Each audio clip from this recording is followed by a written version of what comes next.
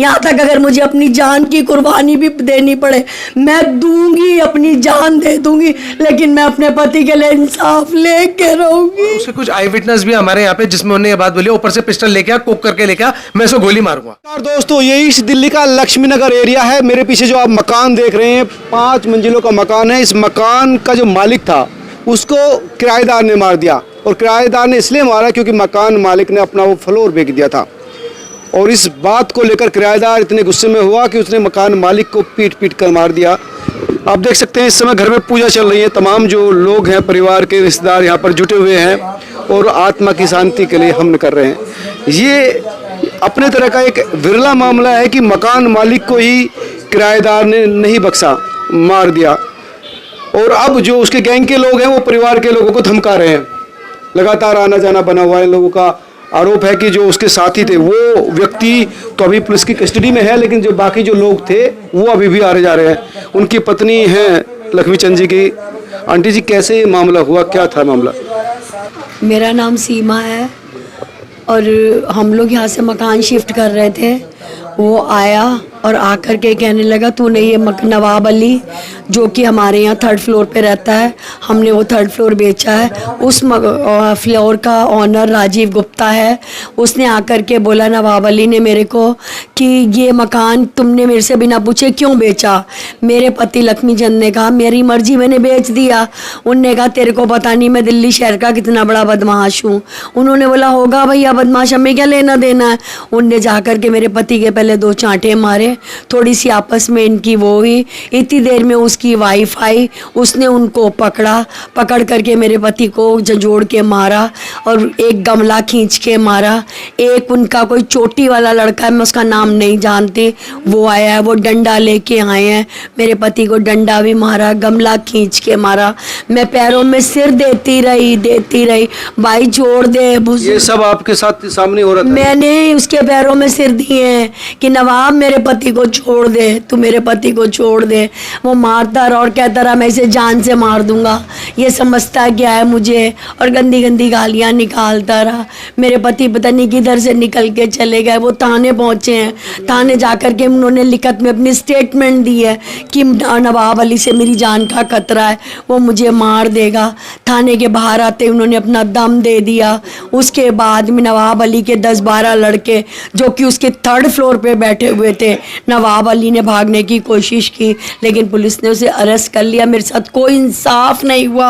और मेरे परसों रात को, मैं दलान में ही सोती हूँ, परसों रात को 2 से 2:30 के बीच में 2-3 लोग ऊपर चढ़े हैं और बस वो ये कहते हुए चढ़े हैं कि ना पुलिस हमारा क्या बिगाड़ लेगी, हमने 2 लाख रुपए लक्ष्मी नगर के SHO को दिए हैं। अब मैं नहीं जानती क्या दिया क्या लिया, लेकिन मैं सिर्फ मीडिया से, पूरे अपने हिंदू लोगों से और सबसे ये दरख्वास्त करती हूँ मुझे इंसाफ मिलना चाहिए। आज नवाब अली ने लोगों के एक अपनी दहशत बनाने के लिए एक बुजुर्ग को मारा है, कल को वो लक्ष्मी नगर के पूरी दिल्ली के बुजुर्गों के ऊपर कहीं भी जो अकेले रहते होंगे उनके ऊपर अटैक कर सकता है और कुछ भी हो सकता है। मुझे सिर्फ इंसाफ चाहिए, कानून से सिर्फ इंसाफ, और मैं कुछ भी नहीं मांगती, मुझे सिर्फ इंसाफ चाहिए, इंसाफ। रात को आकर 2-2:30 बजे आकर उनके वो उसकी बीवी बच्चे सब 3rd फ्लोर पे हैं। मैं दलान में सो रही थी तो वो चढ़े थे, 2-3 कौन थे, मैंने गेट नहीं खोला, लेकिन मेरे को यही बोलते हुए चढ़े हमारा कोई क्या बिगाड़ लेगा, हमने तो लक्ष्मी नगर थाने के SHO को 2 लाख रुपए दे दिए हैं, पता नहीं, और हमारा बंदा 10 दिन में छूट आएगा। मेरे बेटे सौरभ को उसने ये कहा कि तू जानता नहीं, तूने हाशिम अली वाला हाल करा है, मैं तेरे को छोड़ूंगा नहीं और मैं 1 हफ्ते के अंदर आने वाले वीरवार तक तुझे भी गोली मरवा दूंगा। इसलिए हमारी सहायता की जाए और हमारे बच्चों की सहायता की जाए। मैं सिर्फ यही कहूँगी मुझे इंसाफ मिलना चाहिए।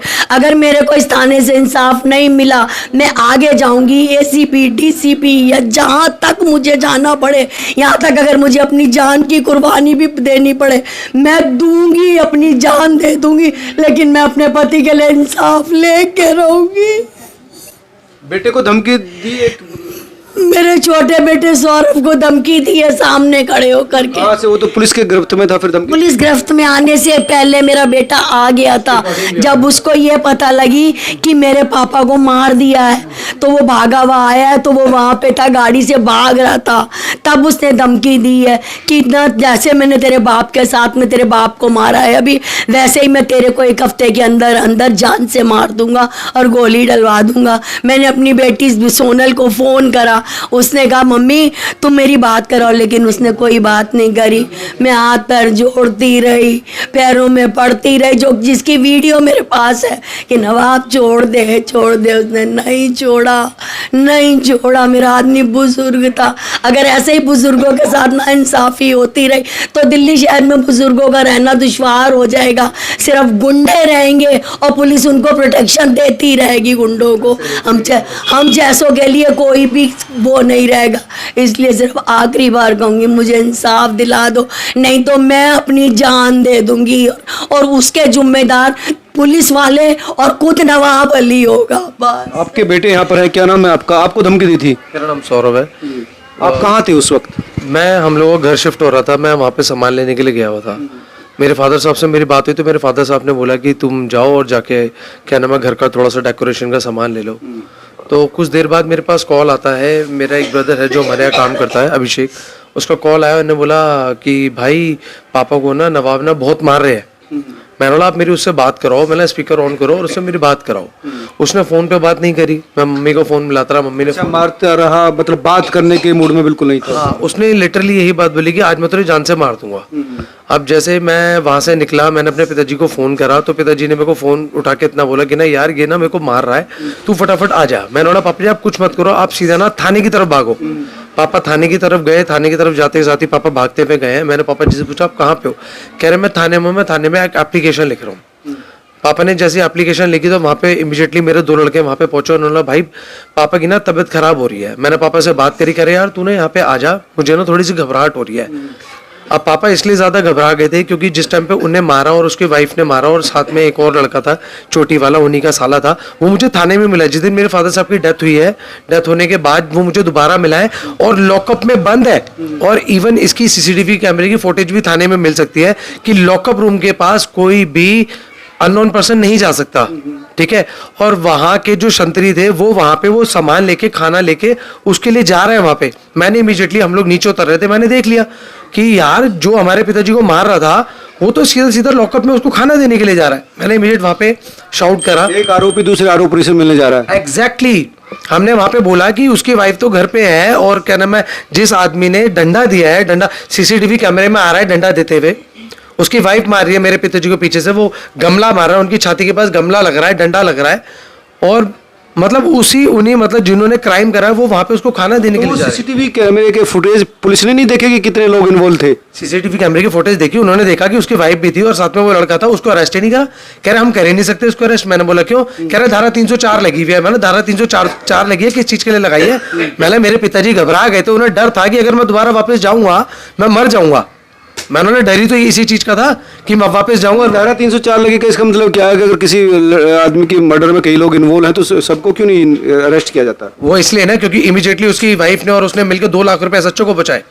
एसएचओ को पैसा पहुंचाने के बाद एसएचओ को कौन सा लगता है आपको? हमारा लगता है लक्ष्मी नगर। मैंने जब वहाँ पे ये बात बोली पुलिस वालों को कि मेरे फादर साहब की डेथ हो गई है, जब मैं वहाँ से नीचे आया हूँ मैंने देखा कि फादर साहब को थाने से हॉस्पिटल लेके जाया जा रहा है। मैं थाने भागा, मैंने थाने के अंदर पुलिस वाले को बोला, जो हमारे पिताजी की रिटर्न में एप्लीकेशन थी वो मैं आपको दिखाता हूँ। ये हमारे पिताजी ने वहाँ पे रिटर्न में दिया था।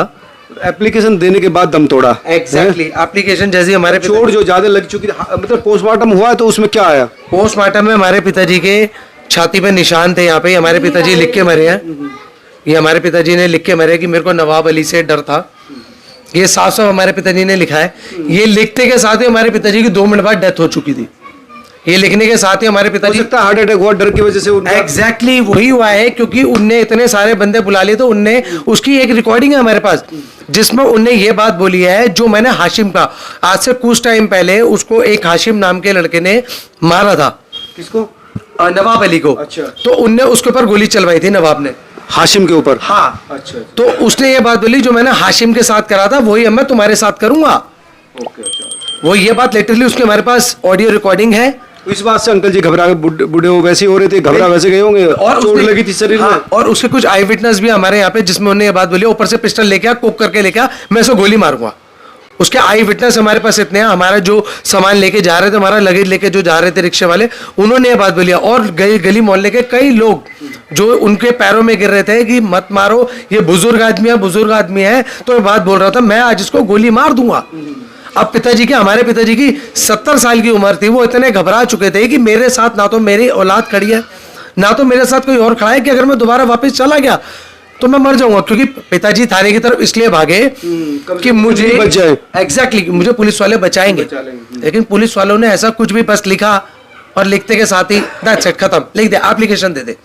वो एप्लीकेशन के बाद जब उन्हें नजर आया यार मुझे इंसाफ नहीं मिला, वो तो यानी जो उम्मीद थी सहायता की, वो सहायता की उम्मीद उनको नहीं वहां से दिखाई दी और वो घबरा गए। बिल्कुल प्रोटेक्शन देनी चाहिए थी ना उसी टाइम। जब उस टाइम प्रोटेक्शन अगर देते तो उनकी हिम्मत नहीं होती। नहीं, परिवार का ये आरोप है कि जैसे वो पिटाई के बाद थाने की तरफ भागे तो औपचारिकता की पुलिस ने, सिर्फ एप्लीकेशन दे दो और अब आप जाओ।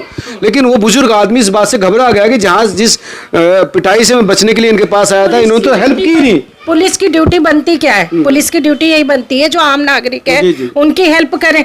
और एक 70 साल का बुजुर्ग अगर जा रहा है कि मुझे इन लोगों से जान का खतरा है, और खतरा क्या, उस टाइम तो उनकी पिटाई हो चुकी थी, इतना मतलब इतना मार रहे हैं, लिटरली उसकी वाइफ भी मार रही है, और ये लोग ऐसे ही करते मिल जाते हैं। अकेले इंसान के ऊपर आप अटैक कर रहे हो, कोई भी नहीं है पास में, और वो पुलिस की हेल्प लेने गया है, तो पुलिस का सबसे पहला फर्ज यही बनता था कि उसको प्रोटेक्शन देते, तभी तो डर बैठता उनके अंदर। मुजरिमों के अंदर डर क्यों नहीं है? इसीलिए नहीं है। ये बड़ा सवाल पुलिस के ऊपर भी है कि अगर वो रेस्पॉन्सिबल अप्रोच दिखाती इस केस में तो हो सकता था कि आज वो जिंदा होते, लेकिन उन्हें ना तो पुलिस से सहायता मिली और जो जहां पर भेजने की बात की रही वहां तो वो दुश्मन लग ही रहा था कि वो आदमी वहां पर बैठा ही है पीटने के लिए। परिवार के तमाम लोग हैं। आपका नाम क्या है? सोनल रावत। सोनल जी, आप क्या लगती हैं? मैं उनकी बेटी हूँ। अच्छा अच्छा, तो आप क्या यहीं रहती हैं कि कैसे? नहीं, मैं यहीं पे कब पता? इस बिल्डिंग में ही मैं 2nd फ्लोर पे रहती हूँ। मेरे को पता चला था 2:30 बजे, मेरी मम्मी का मेरे पर फोन आ रखा था। मैं एक्चुअली में वर्किंग हूँ, तो मेरी मम्मी का मेरे पर फोन आया कि पापा की लड़ाई हो गई है नवाब से। तो मैंने मम्मी को बोला ठीक है मेरी एक बार बात तो कराओ, उससे बात तो कराओ, बट उस बंदे ने मेरे से बात नहीं करी। तमाम लोग बात करने की कोशिश करते रहे, आपके छोटा भाई कह रहे कि मैं भी कोशिश कर रहा। आप उस समय उनके पास कोई नहीं था, मतलब आप पापा अकेले थे, बेटा बेटी में से कोई नहीं था? कोई भी नहीं था, पापा अकेले थे। इसी चीज का उसने फायदा उठाया है। तो ऐसा क्यों कि किसी प्रॉपर्टी आपकी थी, आपने बेच दी, तो फिर उसे क्या दिक्कत होनी चाहिए? मेनली दिक्कत उसको ये थी ना कि वो ये चाहता था कि अगर इस बिल्डिंग के अंदर मेरे ही नोन्स रहे तो मेरा पूरे राइट्स हो जाएंगे पूरी बिल्डिंग्स के ऊपर, कोई भी कुछ नहीं बोल सकता। कि उसको बेसिकली यही था कि वो अपने किसी बंदे को दिला देता तो उसका होल्ड रहता पूरी प्रॉपर्टी के ऊपर, पूरी बिल्डिंग पे उसका होल्ड रहता, वो होल्ड रखना चाहता था बस। वो इसलिए कह रहे थे कि मुझसे पूछ के बेचना था। हाँ, बस यही रीजन था उसका। और अब जो आरोप लग रहे हैं कि जो उसके कुछ साथी हैं वो लगातार धमकी दे रहे हैं। हाँ, उसके साथ ही लगातार धमकी दे रहे हैं। मेरे बच्चे अकेले थे, मेरे गेट नॉक कर रहे हैं लड़के आके, 24 घंटे ऊपर नीचे वो लड़के आ रहे हैं। उसमें से जो उसका एक रिश्तेदार था जो उस केस में इन्वॉल्व है, पुलिस ने उसके अगेंस्ट कोई भी एक्शन नहीं लिया है। वो बंदा भी यहाँ पे आ रहा है, आना जाना लगा हुआ है। पुलिस तो कोई भी हमारी सेफ्टी के लिए कुछ भी नहीं कर रही है। इन केस कुछ भी इन फ्यूचर कोई भी मिसहैपनिंग होती है तो उसका रिस्पॉन्सिबल कौन होता है? ये बड़ा सवाल है कि एक बुजुर्ग की जान चली गई, अब जो बाकी बचे हुए हैं, जैसे आंटी ने बताया, इन्होंने बताया कि इनको धमकी दी गई है। रात के 2 बजे अगर आकर कोई धमकी दे रहा है कि हमने पुलिस को पैसे दे दिए, हमारा कोई भी कुछ नहीं बिगाड़ सकता, तो जाहिर सी बात है परिवार में खौफ होना लाजमी है। अब इनकी मांग ये है कि जो बाकी लोग थे इस पूरे मामले में इन्वॉल्व थे उनको भी गिरफ्तार किया जाए, इनको सुरक्षा दिलाई जाए, क्योंकि इस तरह से अगर ये बाकी लोगों को नहीं अरेस्ट किया गया तो जाहिर सी बात है जान को खतरा होने में कोई बड़ी बात नहीं है। और इस तरह के मामले पहले भी हुए हैं उत्तर प्रदेश में। आप देख सकते हैं कि जो अतीक अहमद वाला केस है, किस तरह से गवाहों को, क्योंकि जो मौके के गवाह होते हैं वो बहुत महत्वपूर्ण होते हैं ऐसे में, तो आप तो गवाह थी उस पूरे मामले में, आपके सामने ऐसा हुआ। तो ये अगर इनकी सुरक्षा की जिम्मेदारी अगर दिल्ली पुलिस नहीं उठा पा रही तो ये बड़ी सोच की और दुख की बात है। आप इस पूरे मामले पर क्या सोचते जरूर बताएं। हो सके तो इस खबर को शेयर करना ताकि तमाम लोगों तक ये बात पहुंचे, पुलिस तक पहुंचे, प्रशासन तक पहुंचे, सरकारों तक पहुंचे और महसूस करें कि किस तरह से दिल्ली के एक रिहायशी इलाके में एक बुजुर्ग की पीट कर हत्या कर दी, वो भी इसलिए कि उसने अपनी प्रॉपर्टी बेची थी।